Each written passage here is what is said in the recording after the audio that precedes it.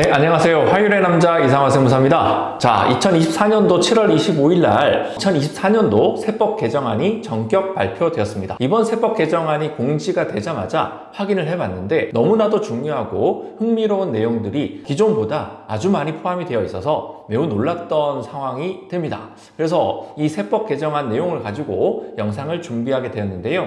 다뤄야 할 내용들이 너무나 많다 보니까 시간 관계상 한 번에 다루는 것이 어려워서 시리즈로 준비를 하게 되었고요. 오늘이 그 첫 번째 영상입니다. 이번 세법 개정안 내용 중에서 가장 핫한 반응을 보이고 있는 상속 증여와 관련한 내용들을 먼저 준비해 보았습니다. 앞으로 후속 영상에서는 저희가 주로 수행하는 법인 코칭과 관련한 주요 개정안 내용들을 모아서 소개해드리는 시간을 가져보고자 하고, 그 이후에는 세액공제 감면에 대해서 주요 개정안 내용들을 소개해드리는 시간도 준비해 보려고 하니 많은 관심을 부탁드리길 바랍니다. 자, 오늘 또 지난 영상에 이어서 2024년도 세법 개정안의 주요 내용 이제 첫 번째 시간으로 이제 살펴보겠습니다. 오늘 준비한 내용은 이미 언론에서 많이 보도가 되어 있어서 어느 정도는 내용을 이미 인지하고 계신 분들도 있을 것 같은데 저희의 의견을 더해서 소개해드리고자 합니다. 자, 들어가 보시죠. 첫 번째 개정안입니다. 상속세 자녀공제 금액을 확대한다는 내용이 되죠. 현행 상속세 공제 제도는 기초공제 2억 원하고 인적공제로서 자녀 1인당 5천만 원을 적용하고 있습니다. 그리고 일괄공제를 5억 원으로 두어서 기초공제 플러스 인적공제가 일괄공제액보다 적다라면은 일괄공제액 5억 원을 적용할 수 있도록 명시하고 있죠. 그래서 대다수의 가정에서는 이 일괄공제의 5억 원이 훨씬 더 크기 때문에 이 부분을 거의 적용받아온 사실이 맞습니다. 근데 이번에 세법 개정안에서는 자녀 1인당 5천만 원의 공제 규모를 1인당 5억 원으로 인상한다는 내용이 포함되어 있습니다. 엄청나게 파격적인 개정 내용에 해당한다고 볼 수 있죠. 이와 관련해서 자극적인 기사들이 많이 쏟아지고 있는데요. 사례를 들어서 기사가 많이 나오고 있는데 자녀가 2명이라면은 17억 원을 물려줘도 상속세가 없다는 기사를 보신 적이 있을 겁니다.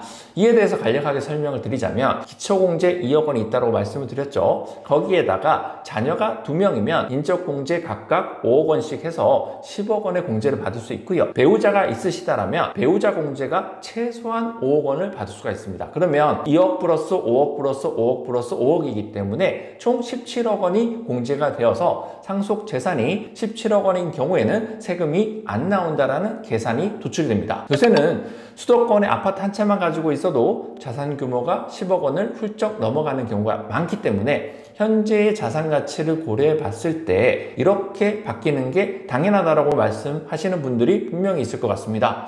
우리나라 상속세가 너무 옛날부터 그대로 유지가 되고 있어서 현재 상황을 제대로 반영하지 못한다는 것도 분명한 사실이지만 상속재산가액이 17억이라는 것은 순자산입니다. 즉 자산에서 부채를 차감한 순수자산이 17억이라는 부분인 거죠. 이 세법 개편으로 인해서 중산층들도 분명히 상속세 절감 효과를 기대해 볼 수가 있고요. 정부도 개정 취지를 중산층과 다자녀 가구의 세부담을 경감하기 위함이다라고 밝혔지만 이로 인해서 실질적인 혜택을 보는 것은 고액 자산가들이 될 가능성도 높다라고 이렇게 볼 수도 있다라는 부분이죠. 이와 더불어 함께 살펴봐야 되는 부분이 두 번째 개정안에 나오고 있습니다.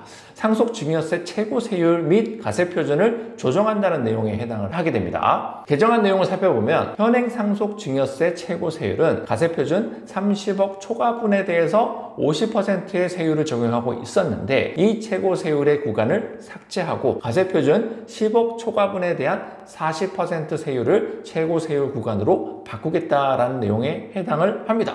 앞서 설명드렸던 상속세 인적공제를 확대한다라는 개정안은 그래도 중산층의 그 혜택이 돌아가는 내용이었다면 이번 이 개정안은 그 혜택이 상속세와 증여세를 최고세율 즉 50%를 내고 있는 자산가들에게 40%만 내게 되는 부분의 혜택으로 돌아갈 수밖에 없기 때문에 상위층에 대한 혜택이 좀 더 높다 이렇게 되기 때문에 논란이 될 수도 있어 보이긴 합니다. 이번 상속증여세 개편과 관련해서 부자 감세임을 지적하는 기사들도 많이 나오고 있는데요. 주요 골자는 상속증여세 개편으로 인해서 세수가 감소되는 부분을 부가세 개편을 통해서 증세로 메꾸게 된다라는 내용이 눈에 띄었습니다. 실제로 국세청의 전산 체계가 더욱 고도화되면서 매출의 투명성은 점점 높아지고 있고 부가세 공제가 가능한 매입세액에 대해서도 굉장히 타이트해지는 움직임으로 인해서 부가세 부담은 점점 더 높아질 것으로 예상되는 것은 사실입니다. 그리고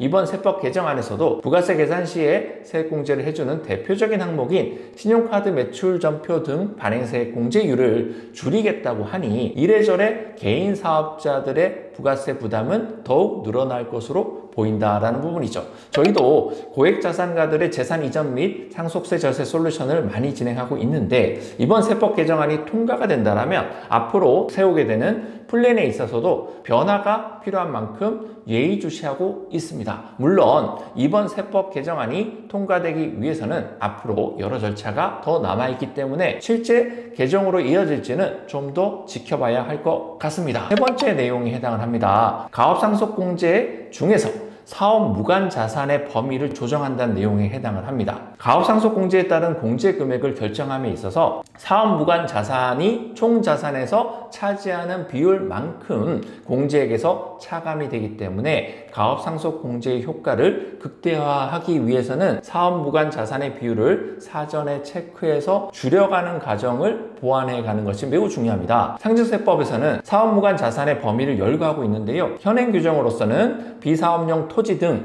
영업활동과 관련 없는 주식 등 업무 무관 자산 및 임대부동산 그리고 대여금, 과다보유 현금이 대표적인 업무 무관 자산에 해당을 합니다. 이번 세법 개정안에서는 가업승계를 지원한다라는 취지로 업무 무관 자산의 범위를 좀 더 명확하게 열거를 하고 있는데 법인이 보유 중인 임대부동산 중에서 임직원에게 임대하는 주택은 제외한다는 내용과 대여금 중에서 임직원의 학자금과 주택자금 목적의 대여금은 제외한다는 내용이 추가가 됐고요. 과다보유 현금은 현행 직전 5개년도의 평균액의 150% 초과분에서 직전 5개년도 평균액의 200% 초과분으로 그 기준이 완화가 되었습니다. 과거 몇 년간 가업승계를 지원한다는 취지에서 가업상속공제 대상이나 공제 확대하는 등의 개정이 계속해서 이루어지고 있는데 사업 무관자산의 범위를 조정하는 것도 그 일환으로 이번 개정안이 반영하고 있다라고 보시면 되겠습니다. 가업상속과 관련해서 저희에게 의뢰를 주시는 분들 중에서 이 사업 무관 자산에 대한 이슈가 있는 케이스를 매우 많이 살펴볼 수가 있습니다. 가업상속 공제의 규모를 결정하는 매우 중요한 부분이니만큼 사전에 체계적으로 지속적으로 관리할 필요성이 있다. 특히 과다보유 현금에 대한 판단과 정기 예적금이라든지 각종 회원권 등에 대한 사업 무관 자산의 판단 등이 중요한 이슈가 될 수 있고요. 또 처해 있는 사실관계에 따라서 그 판단도 달라질 수 있기 때문에 반드시 전문가의 의견을 받아보시기를 바라겠습니다. 자, 오늘은 첫 번째 시간으로서요. 2024년도 세법 개정안 중에서 상속 증여와 관련된 중요한 내용들을 뽑아서 설명드리는 시간을 가져봤습니다. 다음 주에 올라갈 세법 개정안 2탄으로서는 법인 컨설팅 및 코칭 분야에서 많이 다뤄지는 주제들에 관한 주요 개정안에 대해서 다뤄보는 시간을 가져보고자 하니 다음 영상도 많은 관심을 가지고 기대해 주셔도 좋습니다. 자, 구독과 좋아요는 영상 제작에 큰 힘이 됩니다. 저는 이상화 세무사였습니다.